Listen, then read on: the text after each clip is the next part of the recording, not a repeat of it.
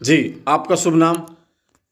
मेरा नाम दर्शन सिंह, गांव मनमाजरा, जिला अम्बाड़ा, ब्लॉक बराड़ा का मैं निवासी हूँ जी। सबसे पहले मैं आपके सभी दर्शकों को नमस्कार। जब से आप सरपंच बने हैं, जैसे हम बात करें स्वच्छता अभियान की, सबसे पहले मैंने सरपंच बनने के बाद स्वच्छता अभियान, स्वच्छता मिशन के तहत गांव में सफाई का कार्य किया। ट्रैक्टर ट्रॉली और जेसीबी लगा के ना कुछ कूड़ियाँ जैसे कूड़ा करकट के ढेर इकट्ठे पड़े थे, वो सफाई कराने का काम किया।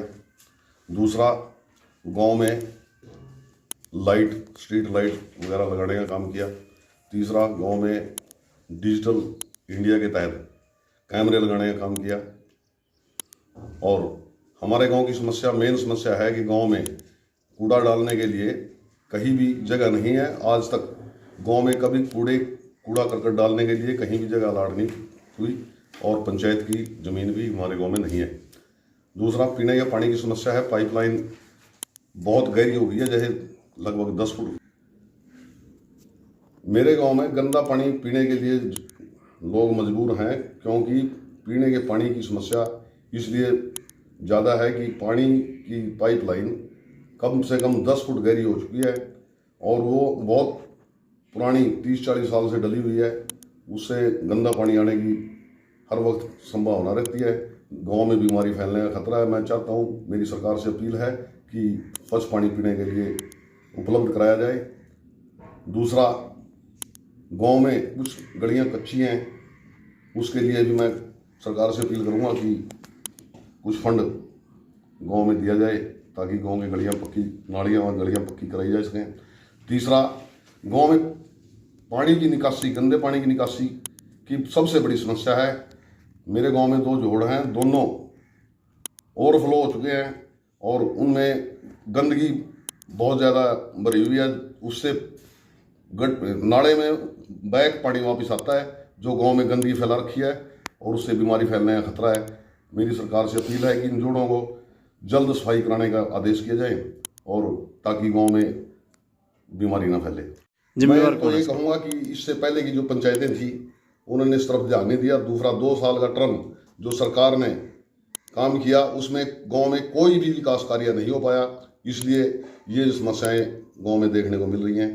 गांव में स्टेडियम बनाया हुआ है, परंतु उसमें मूलभूत सुविधाएं नहीं है, जैसे खेलने के लिए बच्चों को खेलने का सामान। दूसरा, जिम वगैरह की समस्या है।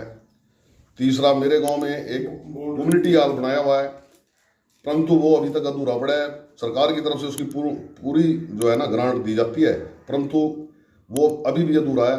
मैं चाहता हूँ कि उसको भी पूरा कराया जाए। सरकार की वजह से सरकार ने उस पर काम बंद कर दिया है, लेंटर डाल के छोड़ दिया, परंतु इसलिए इन कारणों का मैंने 1-2 बार संबंधित प्रशासन से, एसडीओ और जेई से बात की है।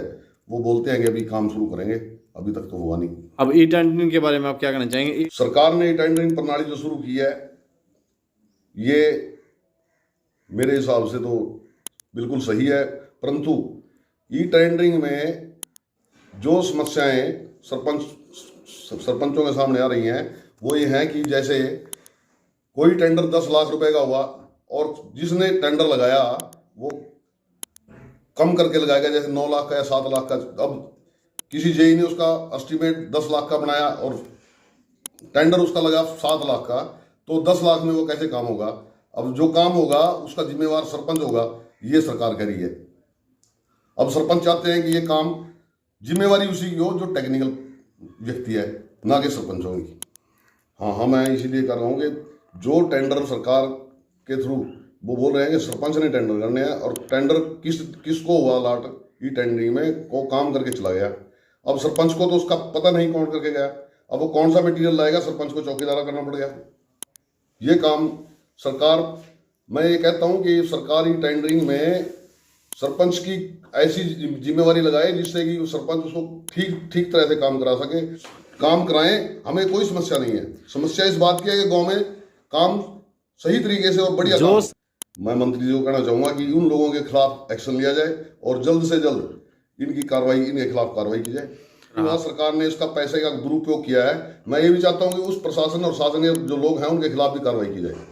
अभी तक मेरी पंचायत का अभी तक रिकॉर्ड जो है ना पंचायत का रिकॉर्ड नहीं दे पाए। मुझे अभी तक ये नहीं पता कि मेरी पंचायत में से पैसा कितना निकला, शासन ने कितना पैसा निकाल के 2 साल में लगाया है, कहाँ पे लगाया है, कुछ कोई रिकॉर्ड मेरे पास नहीं है। इसकी शिकायत माननीय MP साहब को की है। उन्होंने बोला है कि हम इसको संज्ञान में लाएंगे, और BDO साहब से मैं कई बार मिल चुका हूँ, बट इसके लिए कोई संतुष्टिजनक जवाब नहीं मिल पाया। मुख्यमंत्री से मैं मांग करूँगा कि गाँव में जैसे मूलभूत सुविधाएं हैं उनको उपलब्ध कराया जाए, और ज़्यादा से ज़्यादा सहायता के लिए पैसा दिया जाए ताकि सरपंच अपना काम कर सके।